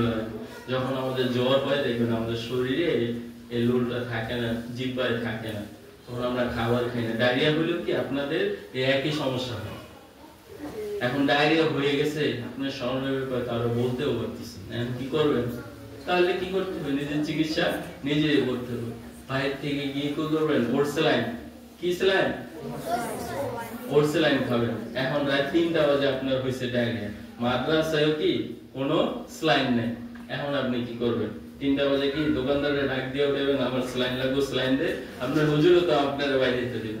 তখন কি করবেন, মাদ্রাসায় তো অবশ্যই লবণ আছে, তখন কি করবেন, লবণ পানি বলবেন, চিনি দিবেন, তখন খাওয়া শুরু করবেন। ভুলে গেছে যে রাত্রে ডায়রিয়া হয়েছে, এখন তো আমার জন্য 3টা বাজে দোকানদার তো দোকান খুলে রাখবো না, যে অমুকের ডায়রিয়া হইব, হে স্যালাইন আসলে আমি একটা স্যালাইন বিক্রি করবো। ডায়রিয়া হলে কি করবেন, যে খাবারগুলো আমরা সহজে আমাদের হজম হয় সেই খাবারগুলো খান। আমরা কলা খেতে পারি, তারপরে ডাবের পানি, প্রচুর পরিমাণ পটাশিয়াম থাকে, ডাবের পানি পেলে কি এটা আমাদের শরীরের জন্য ভালো। আর পটাশিয়ামটা আপনার ডায়রিয়া প্রিভেনশন প্রতিরোধ করতে সাহায্য করে। সবকিছুই করলাম যে অনেকে ডায়রিয়াকে একদম থামতেই চায় না, তখন কি আমাদের শরীরে ডিহাইড্রেশন, যে পানি শূন্যতার সমস্যা হয়ে যায়। দেখবেন যখন পানি শূন্যতা হয় আপনার জিহ্বা শুকিয়ে যেতেছে, সাদা হয়ে যেতেছে। তখন কি করবেন? যত পরিমাণে পানি খেতে পারেন কি খাবেন। তারপরে কি একজন অভিজ্ঞ চিকিৎসকের পরামর্শ অবশ্যই নেবেন। নিজে নিজে পণ্ডিত হয়ে ওষুধ খাইয়া যে আমার আসছে জ্বর, আমি দোকানে গিয়ে বললাম আমার একটা নাম জানি যে অমুক বাইরে খাইতে দেখছি, হ্যাঁ তো খাইছি। মনে করেন জ্বরের লেগে আমরা খাই প্যারাসিটামল বা নাপা। এখন আমি গিয়ে কি করলাম, নিজে পণ্ডিতি করে যে আমিও তো জানি, গিয়ে করলাম কি একটা পাতলা পায়খানার ওষুধের নাম করে দিলাম আমার এটা দেন। ফার্মেসি আর কি আপনি তো জিজ্ঞাসা করবেন, আপনি চাইছেন দিয়ে দিচ্ছে, আপনি খাইয়া বসে রয়েছেন আর কইতেছেন কি আমার জ্বর হবে না পাতলা পায়খানা। তাহলে আপনার কোনো সমস্যা হলে সবার আগে আপনার উস্তাদেরা থাকে মাদ্রাসা, যারা আবাসিকে থাকেন, তাদের সাথে কি সমস্যাগুলো শেয়ার করবেন যে হুজুর আমার এই সমস্যাটা হইতেছে। তাহলে কি করব? উস্তাদেরা অবশ্যই আপনাদের সমস্যার সমাধান দিব। আপনার বাবার সাথে কথা বলতে পারেন। এখন রাতে ঘুমাই দিয়েছেন, হঠাৎ আপনার বুক ব্যথা হয়েছে, তখন কি করবেন? গ্যাস্ট্রিকের সমস্যা হয়েছে, তখন কি করবেন? বাংলাদেশে আমরা কি করি যে কারো আপনার কার্ডিয়াক অ্যারেস্ট হয়েছে অথবা বুক ব্যথা, আমরা বুক ব্যথা হইলেই মনে করি সবচেয়ে সস্তা তো কি গ্যাস্ট্রিকের ওষুধ। এটা গ্যাস্ট্রিকের ওষুধ খাইয়া ঘুম, পরের দিন আর হে ঘুমের থেকে ওঠে না। মানে কি? তার সমস্যা হয়েছিল হার্টে, উনি কি করলো আত্মবিশ্বাসের সাথে দুইটা গ্যাস্ট্রিকের ওষুধ খেয়ে ঘুম দিচ্ছে। তাহলে কি এরকম করা যাবে না। এখন কোনটা গ্যাস্ট্রিকের ব্যথা কোনটা হার্টের ব্যথা এটা কি আমাদের বুঝতে হবে। যখন কোনো মানুষের হার্টের সমস্যা হয়, ব্যথা হয়, সবার আগে দেখবেন কি বাঁ হাতের এই দিক থেকে অবশ হয়ে আসতেছে। তো আপনার কারো এরকম হইলে আপনি জিজ্ঞেস করবেন, সামনেই গেলেন, গিয়ে তো আপনি জানেন বাঁ হাতে এরকম হইব, বলবেন আমার বাঁ হাতটা মোট করে ধরো তো, ধরতে পারতেছে কিনা এটা দেখবেন। যদি ধরতে না পারে তাহলে বুঝতে হবে কি যে হার্টে হয়তো কি কোনো সমস্যা আছে, আপনি তো নিশ্চিত না। তারপরে কি হার্টে যাদের সমস্যা আপনার এটাকে বলা অ্যানজাইনা বা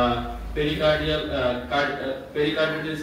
আপনার এটা হয় যখন বুকের মধ্যে হার্টের মধ্যে মনে হয় কি চাকু দিয়ে কেউ আমাকে কি পার দিচ্ছে, হার্টের যে সমস্যাটা। তখন তো হার্টে এখন আপনি একটা হার্টের মধ্যে চাকু দিয়ে পার দিলে কিরকম হয় এটা জানবেন। এই অনুভূতি কেউ আছে? গ্যাস্ট্রিকের ব্যথা কি আস্তে আস্তে এদিক থেকে এদিকে যেতে পারে। এখন আমাদের যখন এই সমস্যা হবে কি তখন আমরা অবশ্যই আমাদের উস্তাদ আছে যারা, তাদের সাথে কি একটু শেয়ার করবো যে হুজুর আমার এরকম সমস্যা হইতেছে। কিন্তু কি সকালের আশায় থাকা যায় না, ঠিক আছে?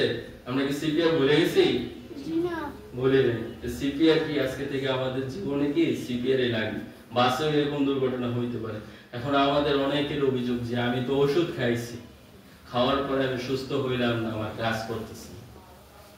এইটাও কি এটার জন্য আমরা নিজেরা দায়ী যে আমরা অনেকেই অনেক ওষুধ খাই, এটাকে আমরা কি অ্যান্টিবায়োটিক নামে চিনি। যে ডাক্তার লিখে দিয়েছে 7 দিন, ধরেন 7 দিনে 700 টাকা লাগে।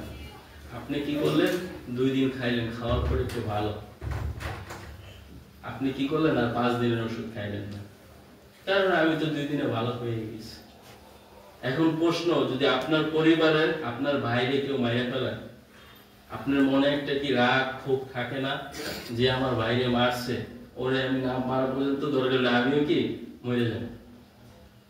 অ্যান্টিবায়োটিক জিনিসটা এরকম, যখন একটা ডাক্তার আপনাকে কি করলো 5 দিন অথবা 7 দিন খেতে বলছে যে আপনি 5 দিন খান 7 দিন খান, আপনি কি করলেন 2 দিন খাওয়ার পর ভালো হয়ে গেছে। তাই আপনি কি করবেন যে 5 দিনে ধরেন 700 টাকায় আপনি 2 দিন খেলাম, আর 3 দিন তো আমার খাওয়ার দরকার নেই, আর 500 টাকাও আমার বাঁচলো। ধরুন আমার ডাক্তারও দেখার দরকার নেই, ফার্মেসি থেকে জ্বর হোক কাশি হোক মুখস্থ কি করলাম আমার অ্যান্টিবায়োটিক দেয়। এই কাজটা কখনোই করা যাবে না। এই যে আমরা বলি যে আমি ওষুধ খেলাম, খাওয়ার পরে কি আমার শরীরে কাজ করতেছে না, কেন করতেছে না? ওই যে আপনার ভাই কি করছে, আপনার যে শত্রু ছিল আপনার এক ভাইরে মাইরে ফেলেছে, কিন্তু আপনি বাইচাচ্ছেন না। অ্যান্টিবায়োটিক জিনিসটা এরকম যে আপনি খাইলেন, খাওয়ার পরে কি করলেন সম্পূর্ণ কোর্স খাইলেন, তাহলে ব্যাকটেরিয়া অ্যান্টিবায়োটিক মূলত কি ব্যাকটেরিয়ার বিরুদ্ধে কাজ করে, হয় ব্যাকটেরিয়াকে হত্যা করবে, না হলে কি সংখ্যা যেন বৃদ্ধি পেতে না পারে এটা বন্ধ করে দেবে। এখন আপনি কি করলেন 3 দিন খাইলেন, আপনার ভাইয়ের মতোই তো আছে। তাহলে ওই যে এক ভাই মারছেন কি আপনার শরীরে আরেক ভাই আছে, এখন তো ওনার একটা রাগ ক্ষোভ থাকে যে আমার এক ভাই মেরে ফেলছস, এখন তো আর কাজ হবে না। এই যে যখন আমরা কি করি এই কাজটা করি, পরের বার যখন আমরা অসুস্থ হই কোনো অ্যান্টিবায়োটিক খাই, তখন কি আমাদের শরীরে আর ওই অ্যান্টিবায়োটিকটা কাজ করে না। এটাকে বলা হয় কি অ্যান্টিবায়োটিক রেসিস্ট্যান্স। এটাকে কি বলে অ্যান্টিবায়োটিক রেসিস্ট্যান্স। এখন কি আমরা অ্যান্টিবায়োটিক কি দিলে সম্পূর্ণ ডাক্তার যেভাবে কোর্স দেয় আমরা সম্পূর্ণ ওইরকম কোর্সই করব। কি করব? ওইরকম কোর্সই করব। আপনারা সবাই ভয় করছেন, সব হাসতে হবে নাকি? দুই বন্ধু, এক বন্ধু কইতেছে বন্ধু জন্মের পরে পুরুষ মানুষের জীবনে খালি সমস্যা আর সমস্যা। কয় বন্ধু কি এর সমস্যা? কয় দেখ জন্ম নিলাম মারা যাবো, আজরাইলে ধরবো না, এটা তো জীবনে একটা সমস্যা। কয় বন্ধু ঠিকই কইছে। কয় বড় হইলাম গেলাম কই স্কুলে, পড়া পারি না, স্কুলে যাবো বন্ধু সারা পিড়ে, এটাও তো একটা সমস্যা। পড়ালেখা শেষ করলাম কোন রকম, শেষ করার পরে এখন গেলাম কি চাকরি করতে, এখন দেরি করে যাই, যাওয়ার পরে কি হয় বসে কি করে আমাদের রাগ করে, এখন কি এটাও একটা সমস্যা। আমি বন্ধু কয় বন্ধু তোর জীবনে এত সমস্যা, আরেকটা সমস্যার কথা যে কইলি না। কয় কি বন্ধু? কয় ভাবির কথা যে কইলি না। কয় এটাও তো কইলে সমস্যার কারণে। কারণ কি যারা বিবাহিত আছেন সমস্যার কথা কইলে কি পরের দিন বাসায় হরতাল, ভাত রান্না বন্ধ। সমস্যা ছাড়া কি কারো জীবন হয় না। অসুস্থতা আপনার জীবনে যেমন কি অসুস্থতা আপনার জীবনে আল্লাহর পক্ষ থেকে কি একটা পরীক্ষা, যে সুস্থ আছে তার জীবনে একটা পরীক্ষা। এদিকে সবাই আছে, সবাই কি পরীক্ষার প্রশ্ন, যারা এক ক্লাসে পড়ি সবার জন্য এক, কিন্তু সবার জীবন কি এক? কারো বাবা কি অনেক বড়, কারো বাবা ভ্যান চালায়, কেউ অসুস্থ কেউ সুস্থ, কিন্তু আমরা যখন এক ক্লাসে আসি তখন কি করি? আমরা পরীক্ষা দিই এক প্রশ্নে, কিন্তু সবার জীবন কি ওইদিকে এক ছিল না। এখন আপনার বন্ধু ফেল করছে, আপনি আবার একটু গিয়ে বলেন তুই সারা রাত যেগুলো পড়লি তুই আবার ফেল হবো, এর থেকে আমি দেখে না দেখে লিখছি, আমার হুজুর নাম্বার দিচ্ছে, আমি পাস হয়েছি। এটা আমাদের বাংলাদেশের কালচার। যে এক বড় ভাইয়া এমবিবিএস করতে গেছে, তো এমবিবিএস যা পড়ে ওনাদের জীবন আর চেহারার মধ্যে কোনো পার্থক্য থাকে না, সারা রাত চেহারা পিঠ এরকমই থাকে, মানে ওঠার ওনাদের জীবনে কোনো স্কোপই থাকে না। তো ফার্স্ট ক্লাসে ভাইয়া জিজ্ঞেস করতেছে আচ্ছা ম্যাম ইউরিন কি? সবাই হাসে দিচ্ছে যে ও আগামী প্রজন্মে ডাক্তার হইব, ইউরিন কি ও নিজেই জানে না। ইউরিন কি আমরা জানি? কেউ ইউরিন কি জানি? ইউরিন কি? ইউরিন হচ্ছে কি প্রস্রাবকে কি বলে? ইউরিন বলে। তো আমরা আমাদের জীবনের সুস্থতা অসুস্থতা কি সবই আসবে, আমরা কি কখনো হতাশ হওয়া যাবে না। আজকে থেকে কি আমরা একজন প্রাথমিক চিকিৎসক, কারণ কি আমি এখন জানি কিভাবে সিপিআর দিতে হইব, কি আমরা জানি না কিভাবে সিপিআর দিতে হইব, তাইলে কি আজকে থেকে আমরা একজন প্রাথমিক চিকিৎসক। আপনাদের একটু পরে আমি ব্লাড প্রেশারটা মাপা শিখিয়ে দেবো, জানি আপনাদের বাসায় যে আপনার ফ্যামিলির আম্মা আব্বা যারই হোক ব্লাড প্রেশারটা মাপতে পারে। কারণ কি অনেকে দেখা যায় ব্লাড প্রেশার অনেক হাই অথবা লো, এখন কোনটা আছে আমরা জানি না, আগে কি করি গিয়ে একটা স্যালাইন গুলাই, যে কম থাকলে তো আলহামদুলিল্লাহ স্যালাইন ভালো, কিন্তু বেশি থাকলে তো কি ওই স্যালাইন আপনার উপকারের থেকে আরো অপকার বেশি করে। তা আমরা কি কিছুই জানি না, মুখস্থ একটা স্যালাইন কিনা ওই স্যালাইন খাই আমার ভালোই লাগতেছে, এরকম কি করা যাবে না।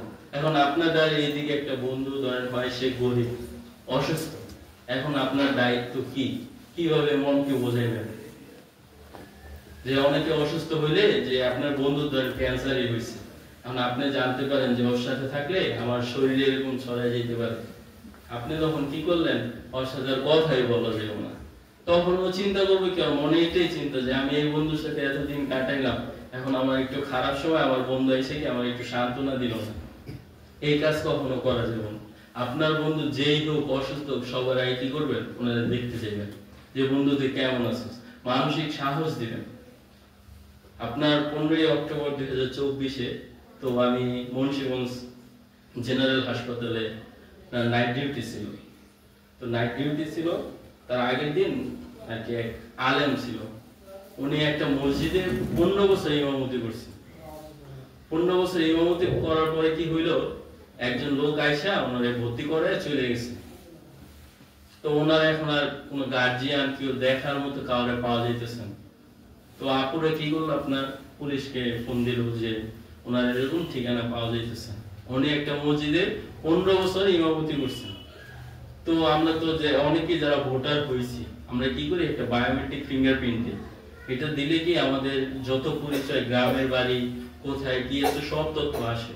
তো পুলিশ এসে ওনার বায়োমেট্রিক নিয়ে ওনার স্ত্রীকে ফোন দিলেন যে আপনার স্বামী এরকম এরকম মুন্সিগঞ্জ জেনারেল হাসপাতালে আছে, আপনারা আসেন। তো ওনারা জানার পরে ওনাদের সন্তানদের বলছে, বলার পরে ওনার মেয়ে ওনার স্ত্রী কেউ আসে নাই প্রথম 3 দিন। তখন মুন্সিগঞ্জ জেনারেল হাসপাতাল থেকে আপনার সমাজসেবা অধিদপ্তর আছে, ওখান থেকে কি করলো, ওষুধের ব্যবস্থা করলো। তো যখন আমাদের 3 শিফটের ডিউটি হয় আপনার 8 আওয়ারলি, যে 8টা থেকে 2টা, 2টা থেকে 8টা, 8টা থেকে সারা রাত নাইট। তো যেমন আমি যেতাম সকালবেলা, আমার ডিউটি শেষ হলে আমার জায়গায় আমার যে বন্ধু আসতো বলতাম কেবিনে একজন লোক আছে তুমি দেখো। ও আবার যখন ডিউটি শেষ করতো তখন ওই বলতো যে ওর একটা লোক আছে তুমি একটু দেখো। এরকম আমরা সবাই দেখতে দেখতে একটা সময় কি ওনার স্ত্রী ওনার মেয়ে কেউ আসে না। এখন কি ওনার জীবনে পরিবারের সদস্যজন হাসপাতালে যত মানুষ ছিল সব মানুষ কি ওনার সেবা যত্নে নিয়োগ হয়ে গেল।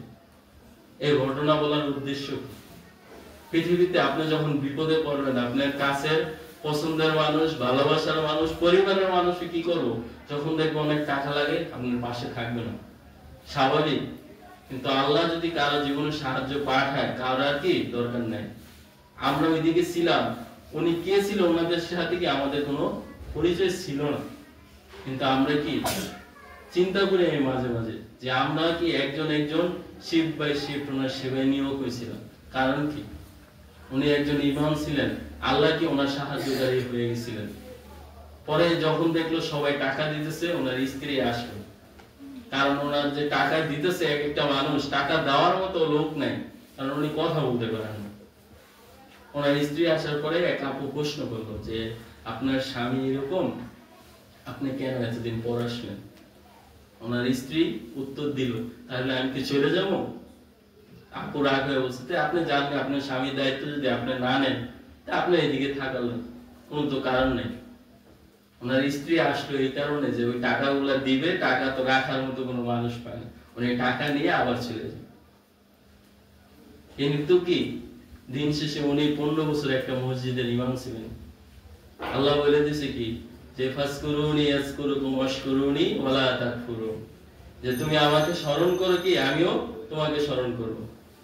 ইয়া আইয়ুহাল্লাযীনা আমানু ইসতাঈনু বিস-সাবরি ওয়াস-সালাহ ইন্নাল্লাহা মা'আস-সাবিরিন, কি সালাতের মাধ্যমে ধৈর্য ধারণ করো।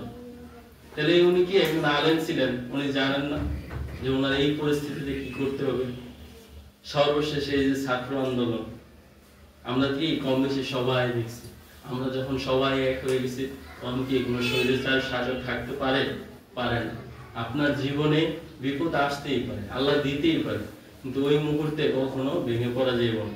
আমরা অনেকেই কি আত্মহত্যার দিকে আগায় যাই যে আমার তো পাশে কোনো বন্ধু নাই, কিছু নাই, কি করবো তাই মরেছে। এটা জীবনের সমাধান না, ঠিক আছে। শিক্ষক বলছি তাহলে কি বিপদ আসলে আমরা কি মাইয়া পড়বো না। আজকে থেকে আমরা কি করব, বাঘের সাথে যুদ্ধ করার সাহস আমাদের বুকে রাখতে হবে। যে আমার একটা হাত কেটে যেতেই পারে, আল্লাহ তো বলেই দিয়েছেন সূরা বাকারা 216 নম্বর সম্ভবত, যে তোমার জন্য কি কল্যাণকর এটা আমি স্বয়ং আল্লাহ জানি, তুমি নিজে জানো না। তুমি যেটা কল্যাণ মনে করো হতে পারে কি ওটা তোমার জীবনে তোমার জন্য অকল্যাণ। এখন আমার হাত একটা কেটে গেছে, এখন আমার দুনিয়া অনেক কষ্ট হয়, আমি মারা যাওয়ার পরে হাত কেটে যাওয়ার কারণে যদি আল্লাহ আমাদের জান্নাত দিয়ে দেয়, আমাদের জীবনে কোনো আক্ষেপ থাকবে না। তাহলে কি আজকে থেকে আমরা কোনো বিপদে সবাই কি করব, ভেঙে পড়বো না। আমাদের সামনে যদি কোনো এরকম দুর্ঘটনা হয়, আমরা কি আজকে থেকে একজন প্রাথমিক চিকিৎসক হিসেবে কি করব, চিকিৎসা দেওয়া শুরু করব, সবার একজনের সামনে যাব। এখন আমরা সবাই ধরেন অসুস্থ হয়েছি, হাসপাতালে গিয়ে আমরা কি করি, অসুস্থ মানুষের সাথে একটা সুস্থ মানুষ আমরা চাই। এখন আমরা গেলাম আমার বাইরে হাসপাতালে দেখাইতে, ওর রোগ দেখাইতে গিয়ে আমি বাসায় অসুস্থ হয়ে গেলাম। এর কারণটা এটাকে বলা হয় নসোকোমিয়াল ইনফেকশন অথবা কি হসপিটাল অ্যাকোয়ার্ড ইনফেকশন। যে হাসপাতালে যায় ওইদিকে কি অনেক ধরনের রোগী থাকে, কেউ যক্ষার পেশেন্ট থাকে, কেউ HIV পজিটিভের পেশেন্ট থাকে, কারো ফুসফুস নষ্ট হয়ে গেছে, কারো ক্যান্সার হয়েছে। এখন আপনিও যেই দিকে নিঃশ্বাস নিতেছেন বাতাস থেকে, উনিও কি নিঃশ্বাস হয়ে বাতাসে ছাড়তেছেন। আপনি কি করলেন, ধরেন এইদিকে কেউ যক্ষার রোগী আছে, আপনার বন্ধু যক্ষায় একটা কোনো কারণ হয়েছে, আপনার বন্ধু এদিকে বাতাস থেকে নিঃশ্বাস নিতেছে, ওনার যে জীবাণুটা ছিল উনি কি করলো, হাঁচি দিল। হাঁচির কারণে এটা বাতাসে ঘুরতেছে, আপনি তো খালি চোখে দেখেন না, দেখেন তখন কি হলো, এটা নাক দিয়ে আপনার ফুসফুসের ভিতরে চলে গেল। তখন কি করলেন, আপনার সুস্থ থেকে হাসপাতালে ডাক্তার দেখাইতে গিয়ে আপনি কি করলেন, অসুস্থ হয়ে আরো নিজে আইসা করলেন। তাই আমরা সব সময় মনে রাখবো, যখন আমরা হাসপাতালে যাব অবশ্যই মাস্ক অবশ্যই কি করব, পরে যাব। হাসপাতালে যাওয়ার সময় কি করব, অবশ্যই মাস্ক পরতে হবে।